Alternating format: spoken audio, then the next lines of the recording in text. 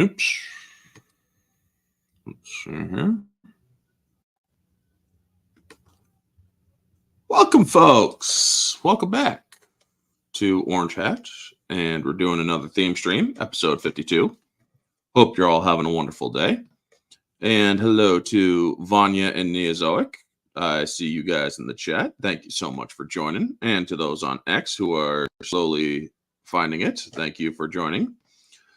So, hope all your Labor Day went well. Hopefully all your kids are going to school and learning the right lessons and whatnot. And yeah, hope everything's going well for you all. So with this, we got a nice little kaiju theme stream going on this month. I will be talking today specifically the Pacific Rim Kaiju, as the overlay showed, and I will show you some other kaiju from the Pacific Rim movies, specifically the ones that I like and whatnot, and that I saw. And one question: which kaijus, excluding Godzilla and Kong, would you like to see make a special guest in Pacific Rim? Shit, I'd love to see the Kraken from Wrath of the Titans, which I'll be talking about next week, which is mythical kaiju and whatnot.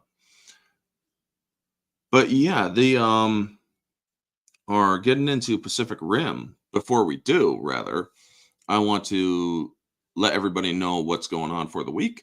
So far, I have the Mark Hamill and Mark Ruffalo duo being stupid and unintentionally helping Gina Carano in the lawsuit video that's up currently, plus all those other videos that I put out last week or the Amanda Stenberg video. I'm trying to get more content out for you all. It's just that there's not a lot to report on that's really interesting, that's really of any real importance or note, except for the Streamyard thing, which I'm hoping you all will be contacting people you know, letting them know, holy shit, Streamyards is about to go up, you know? And I was told that you could still get the 25% or the $25 one. No, you can't. Their original 25 one is going up to $45. So that's going to happen tonight on the Bar Room. I'm going to be on with Society Reviews and others, Rob Motto, Rick Aragorn, Eddie Brock and them. We're going to be talking all sorts of Hollywood shit and whatnot. Wednesdays and Thursdays later in the month, me and Mara are going to be talking all sorts of X1 and X2 for the ones and twos, Wolverine and Logan for the singles on X exclusive. Fridays are Orange Hat Uncensored at 10:10 p.m. Saturday, I will be out and I'm going to be watching Beetlejuice. So I will be able to discuss that one. What else? Sunday is the weekly recap, where me, Kate, and Ambassadorial Wing go over different news stories and such. So hopefully they will also be seeing Beetlejuice. That way we can give that a good discussion. We will also be discussing the remnants of Terminator Zero, as Kate was naughty and didn't watch it all. And then Tuesday will be more kaiju, which will next month will be mythological, or next week will be mythological kaiju. So getting into it, Pacific Rim Kaiju. These things were interesting. I liked Pacific Rim, the original from Guillermo del Toro. And to a degree, I also liked the second one. I'm one of those people that actually thought the second one was okay to a degree. Because, I mean, as much as I'm not a huge fan of, what's his name? The one he plays Pentecost's son in that one. He also played as Finn in Star Wars. I can't remember his name to save the life of me. He's jumping off the deep end, basically saying that, or he's jumping into all the identity politics shit. and it's kind of stupid, man. It's like, dude, John Boyega, that's his name, yeah. Um, it's like, dude, I get it. You like to think that you're doing a huge credit to people, but you're really just adding to the problem because you're not going at it with any sort of straight facts. But yes, how would I compare Pacific Rim with other Del Toro movies such as Hellboy, Duology, Blade 2, Pan's Labyrinth, Shape of Water? I have not watched Pan's Labyrinth or Shape of Water or Pinocchio or Crimson Peak. However, I have watched the Hellboy duology and Blade 2. So comparing those, you as well as the Hobbit Unexpected Journey, because a lot of his design went into the goblins of Goblin Town. Um, you really do see his design, his way of filmmaking in certain scenes. He has a flair of cinematography, but he also has a touch for the details where you are going to see things. Guillermo del Toro is better than Zack Snyder. He's a visual storyteller that gives you all that you want to see, but he also adds some story in, or he adds story in it to allow you to absorb more than just fantastic sequences, you know? And I really do like that about him. And the kaiju in this movie, they're very fun. Case in point, let me and yes, thank you for that. John Boyega, yeah. And also in the second Pacific Rim, the actress, the main actress, or Colleen Spaney, just saw her in Alien Romulus, and I thought she did a great job. But yes, the first one is Leatherback. I really liked Leatherback in this one because he was very much like Silverback Gorilla. He was built like a Silverback, and I like how he was able to throw people around, ground pound. He very much acted in response or in um, similarity to a Silverback, where his arms were the main big focus, as well as his EMP that he had a thing to do. He also has substance. Yes, Vanya. He also, or Guillermo del Toro also does very much have substance in his movies. His movies are also not for everybody, like Shape of Water and Pan's Labyrinth. I heard there is some very dark shit in those movies. Let's just keep it at there.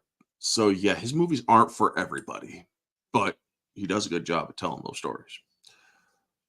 But getting back to Leatherback, I really like how he fries the kaijus with his EMP, and or as he's walking around one of the kaijus, it shows an over his shoulder shot where you can see all the little kaiju lice on him crawling around, and it's like, huh, cute, because that's how detailed Boyega is. He's like, he wants these things to be shown. So it really is an interesting thing to see. Then we get to or earlier in the film, we also got to Knifehead, which is kind of reminiscent to a goblin shark, if you really think about it. The head is very much like a goblin shark with a pointed head, but it doesn't come to a knife head really. But this kaiju it's like easily put down until they underestimated it because they thought it was dead, but it turned out not to be dead. And this thing then just, when Gypsy Danger turns around, and this thing just comes, it's like just smacks it and then starts ripping into him. It's like, oh shit, man. You guys got completely caught off guard, and that's dangerous, you know? And then we get to this ugly fucker that came out with Leatherback.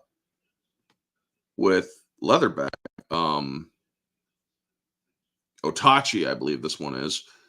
It turns out that this one looks like a swimmer, very much like a swimmer, But then it also becomes a flyer, and it's also pregnant with a little clone of itself.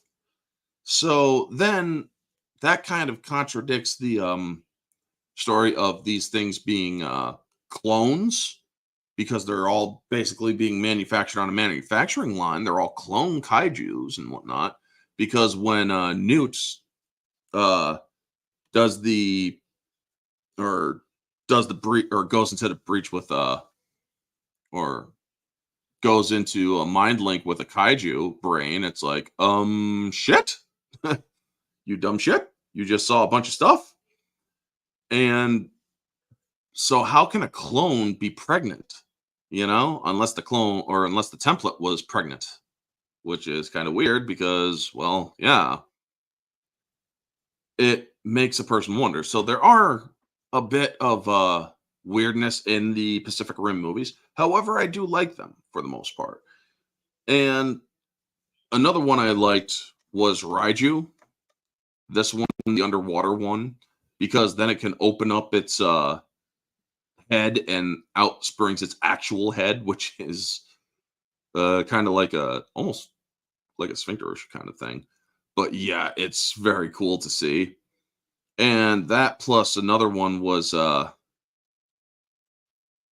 protecting the breach as the big Cat 5 boy Spanner, I believe they call him, or Slattern rather.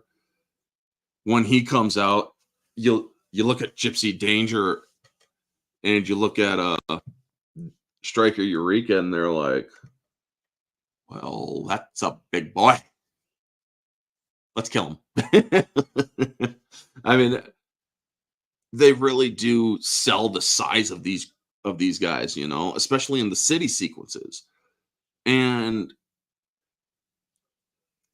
the movie doesn't, or another thing that the movie does a good job is saying that even if you kill these fuckers with your big old Jaegers and whatnot, there's danger to the wildlife, because the blood of the kaiju creates an algae bloom that is toxic to aquatic life.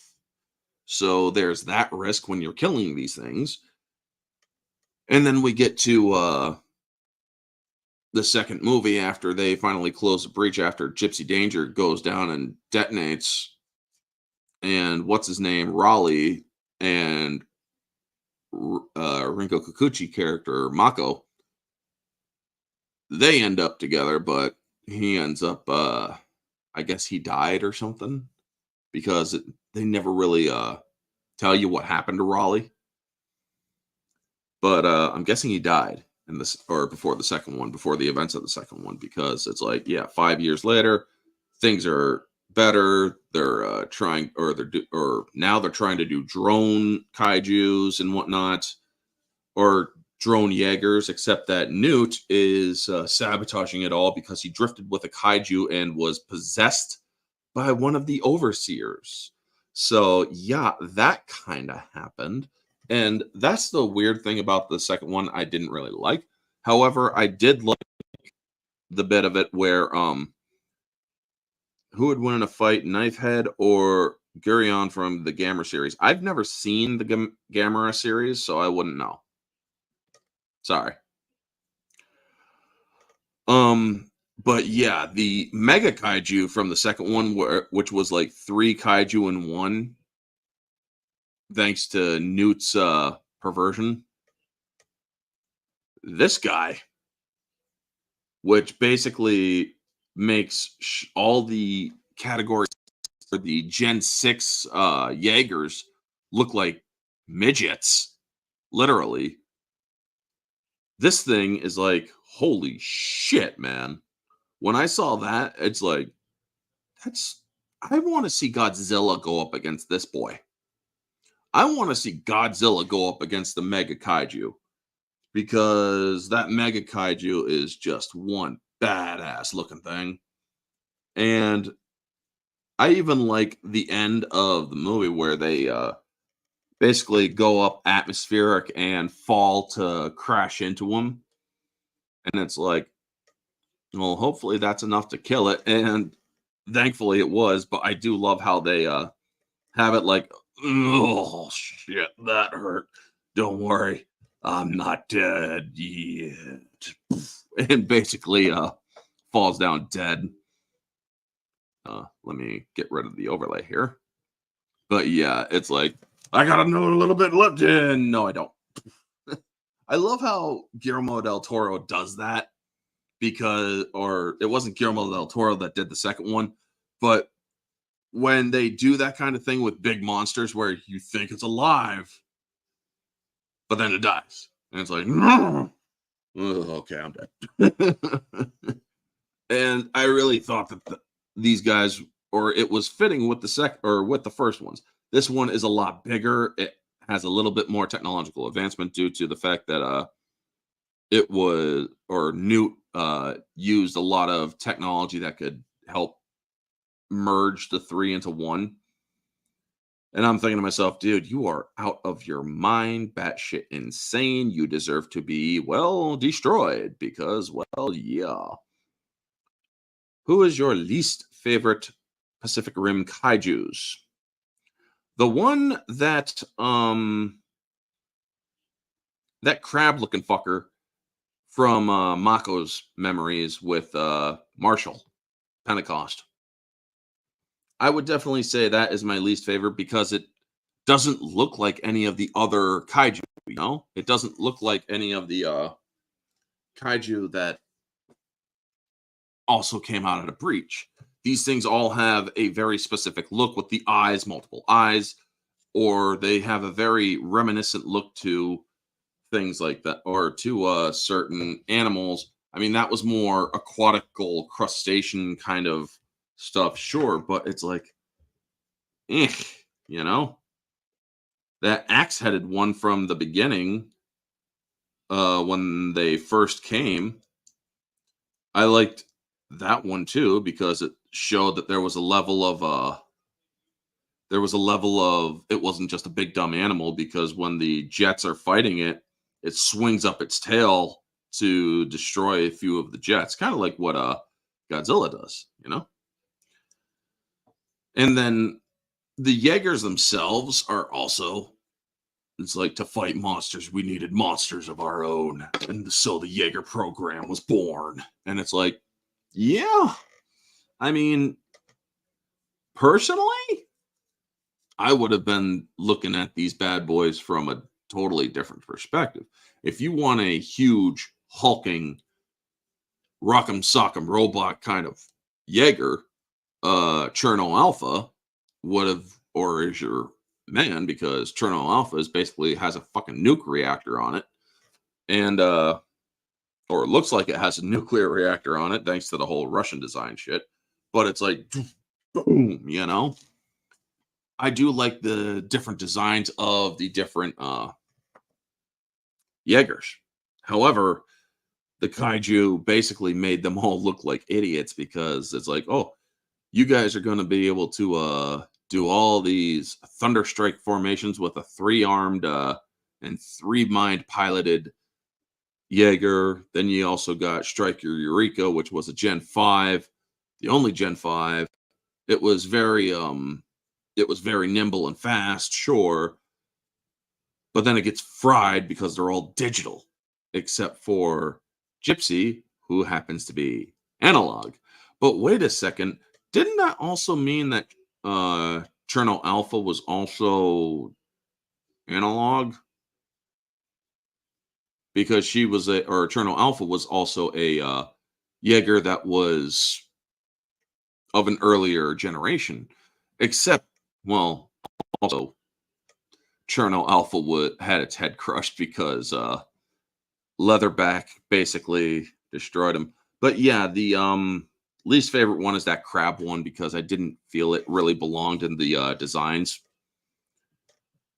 But for or out of my favorites, I would say that out of the first one, my favorite is definitely Leatherback. Or the second one, that Mega Kaiju, when it's finally Voltroned up into its mega form like this, that was badass. Because it shows that the overseers from the other dimension, they are able to use these things as or in smarter ways, especially if they manage to get a hold of a human intellect like Newt. Again, I don't agree with the whole Newt possessed by an overseer kind of thing because it was really stupid in my opinion. And I also haven't taken a look at the series Black or that Black series of Pacific Rim, the uh, Netflix series, because at that time there was a boycott going, and I was online with the boycott. Due to the whole cuties thing, I do believe was going on. So yeah, I wasn't watching Netflix for the longest time due to cuties. And now when it comes to versatility, when it comes to the kaiju and versatility, that one, Otachi, was very versatile. How would I sum or compare Jaegers with other famous mechs from any media such as Mobile Suit Gundam, Evas from Evangelion, Voltron, mechas from Super Sentai, Power Rangers, and whatnot. These Jaegers were more specifically designed to link or were neurologically linked to two brain hemispheres. I like how they limited them in a way like that because they made it so if you're on the right side, you're controlling the right. If you're on the left side, you're controlling the left. However, both of you have to neurologically link with each other, and you would basically have to be drift compatible, meaning you're going to know everything there is to know about the person you're drifting with. You'll see their memories as they can see your memories. Me personally, I don't want people in my head. I would never do it, or I would never be a part of the Jaeger army. I would be I would be doing something a little bit different, weapons development or something like that. But sorry. But yeah, when it comes to the Jaegers, I really do think that realistically speaking, they are the more accurate. Where sure, I grew up with the Power Ranger Zords and whatnot. Always will love them, but they're also robots. Voltron, I always love Voltron. But it's like, how can five of you work in sync and know what the hell you're doing? You know? Mobile Suit Gundam was interesting because it's basically sort of like the Jaegers. They are more in tune with the Jaegers specifically because they are more a person is controlling them and their movements. I liked the Mobile G Gundam, I think it was, where you had that dude that was my hand is glowing with an awesome power kind of thing. And he also could catch bullets in between his fingers, so that was pretty cool too. And I thought that that was an interesting version of Gundam. I think they only did one season of it, and the Phoenix Gundam from that one was fucking badass. I mean, it just launches from deep orbit, comes down in the middle of a tournament, and just starts wrecking shit. And it's like, oh, damn, dude. Damn. You know? So, yeah, I actually liked a lot of that stuff. And I really am going to have to look for that Gundam one because I liked Mobile Suit or G Gundam, I think it was. But yeah, those are my thoughts on that. Evangelion, never saw him or never saw it, never really got into it. But other mecha kaiju like Mecha Godzilla from the Japanese and from MonsterVerse, I'd say the MonsterVerse has the most advanced version of Mecha Godzilla. Even more advanced than Kiryu because Kiryu can get possessed by it or possessed by the original OG Godzilla from 1954, and yet Mecha Godzilla was possessed by Kevin from Ghidorah, the Kevin head, the douchey head that survived. And it's like, oh shit, man, really? And you saw that that thing took glee in destruction. But we are getting away from or the other kaiju. I really did like these kaiju because these ones, they were very interesting. They were diverse. They weren't all the same monster here and there. I like this one because it was specifically suited for swimming, but it was also more crocodilian, which I liked. This one was just all monster. I mean, look at that thing, man. I mean, it's like three whipping humongo tails, and the rest of the body is just kind of short stacked limbed, you know? Um, question: who would win in a fight, Otachi or King Ghidorah? Any version.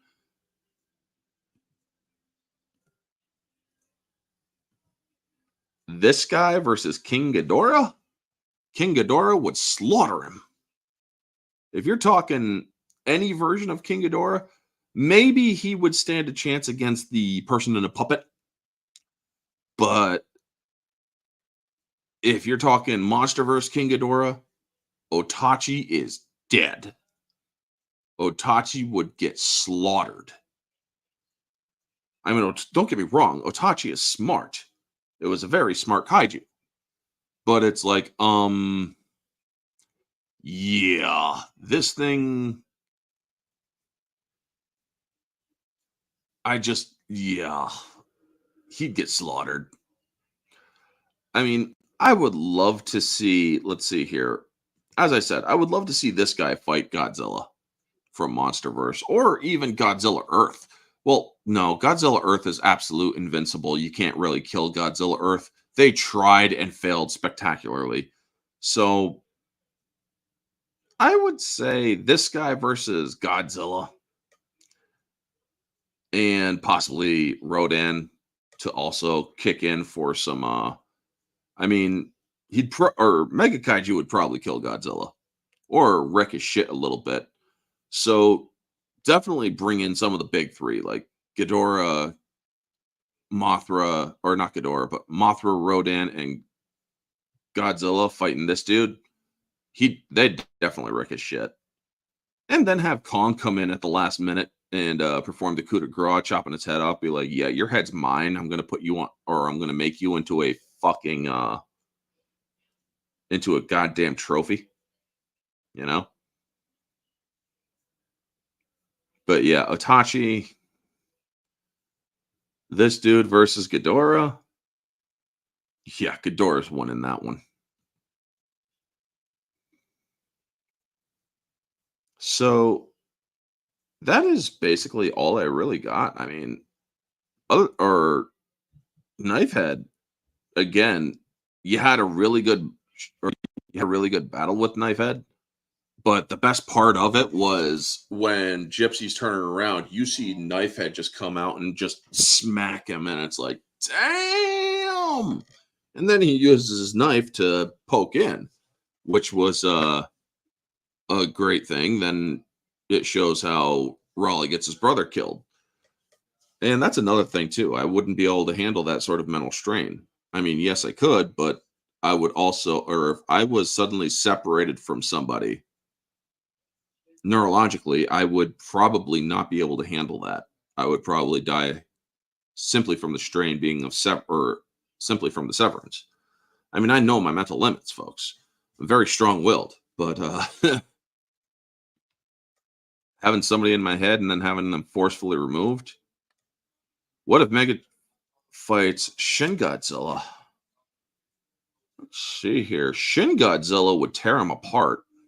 I mean, Shin Godzilla has Shin Godzilla has the atomic breath that is very piercing. It's that lightsaber like atomic breath. I think that Shin Godzilla would absolutely thrash the Mega Kaiju. Yeah, Mega Kaiju's heading up toward Mount Fuji, and suddenly there's fucking Shin Godzilla standing in front of him and realizes, what the fuck is this thing? Okay, atomic breath. Here we go. Boom. Yeah, this thing's like, ouch. Okay, I'm going to charge you. But no, Godzilla's a lot smarter than that. And it's like, okay, I've basically looked at you, studied you. My body is already adapting to you. That's the thing with Shin Godzilla. He's a perfect organism. And I'll discuss that more later at the end of the month when I do the Godzilla Kaiju profile. Because Godzilla, what many people don't realize is the many different versions of him, they all have a very profound truth, except for that one that is called Zilla that nobody likes to talk about. But all the other versions, they all have the regen factor. And Godzilla can regenerate from a single cell, essentially. If there was ever a perfect fighter or anime character that was much like Godzilla, it would be Piccolo, where he can regenerate as long as his core isn't damaged.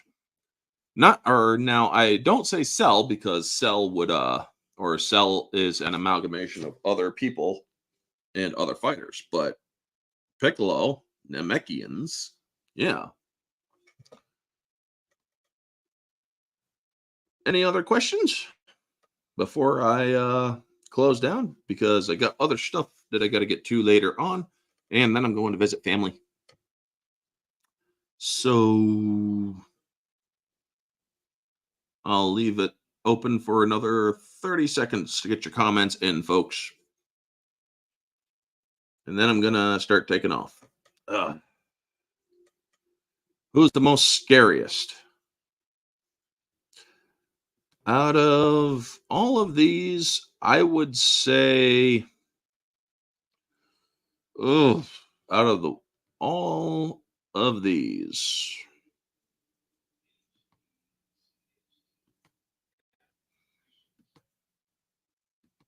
I would probably say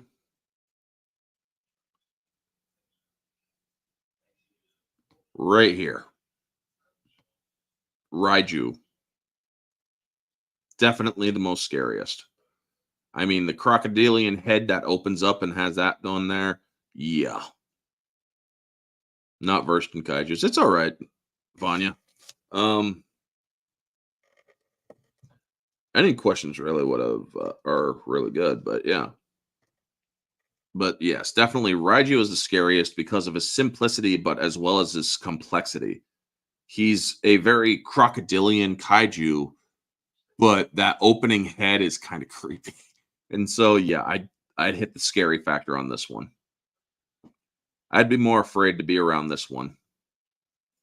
Because if he's like this underwater, if he's a quick one underwater, just imagine what he'd be like on land, you know? He'd probably be just as nimble.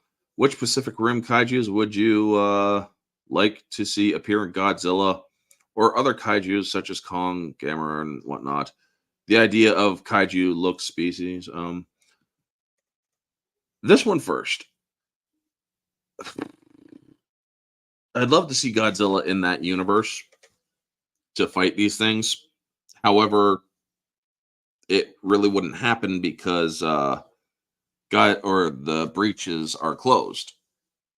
Yeah, the breaches are closed, so they wouldn't be able to do it. However, the idea of a kaiju species, or my idea of a kaiju looking species, this will be the last question, by the way. And it's a good one. I want basically a mix between a boggart and Typhon. Typhon is the mother of all monsters, which I will talk about or father of all monsters, which I will talk about next week, go more into depth. And the boggart from Harry Potter reflects your greatest fear. So imagining a monster that will turn into your greatest fear and will and can also become just as powerful as that thing, it has the potential to do massive harm. I mean, yeah, I that's basically it. And not only that, this thing would take glee in killing, destruction. So give it the mind of Majin Buu, the original Kid Buu. This with insane sort of insane glee in destruction. And then have it reflect a person's innermost fear. I mean, if you fear a spider, this thing is going to be like the biggest fucking kaiju spider you have ever seen. If you hate clowns, this thing is about to become the giant clown. If it all depends. Me personally, spiders, but yeah.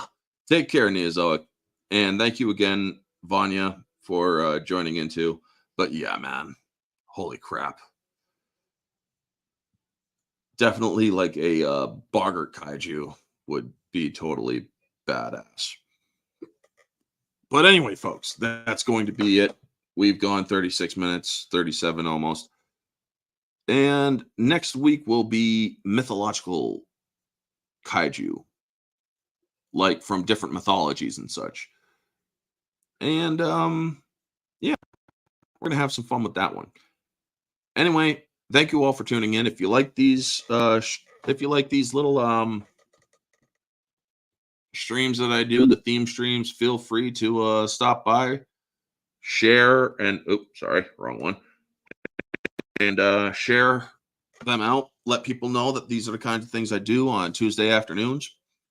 And yeah, y'all have a wonderful day. I'm gonna step out and go watch my cousin play, or not my cousin, but my little nephew play soccer.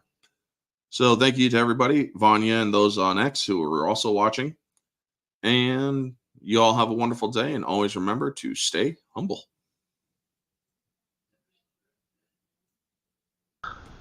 Are you done? Are you